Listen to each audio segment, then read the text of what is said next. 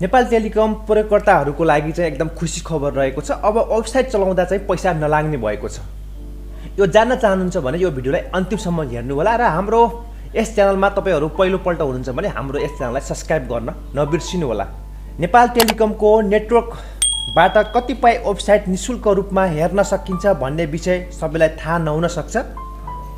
टेलिकमले 2074 साल वैशाख 1 गतेदेखि नेपाल सरकारका वेबसाइट मोबाइल डेटाबाट निशुल्क हेर्न सक्ने सुविधा सुरु गरिसकेको थियो।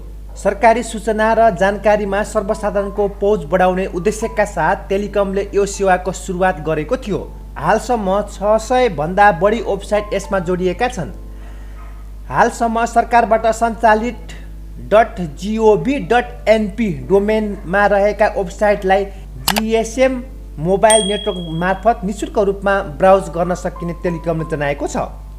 टेलिकमले हालसम्म निशुल्क हेर्न सकिने व्यवस्था गरेका सरकारी वेबसाइटहरू के रहेका छन् त्यो चाहिँ तपाईहरुलाई अब म देखाउन लागिरहेको छु। तपाईहरुले पनि यी वेबसाइटहरूमध्ये कुनै तपाईहरुलाई आवश्यक छ भने चाहिँ तपाईहरु नेपाल टेलिकमको प्रयोगकर्ता बनेर चाहिँ यसलाई सरल रूपमा एकदम फ्रीमा चाहिँ युज गर्न सक्नुहुन्छ। र अब त्यसका फ्रीमा रहेका वेबसाइटहरू चाहिँ के रहेका छन् यी वेबसाइटहरू अब हेर्नुहोस्।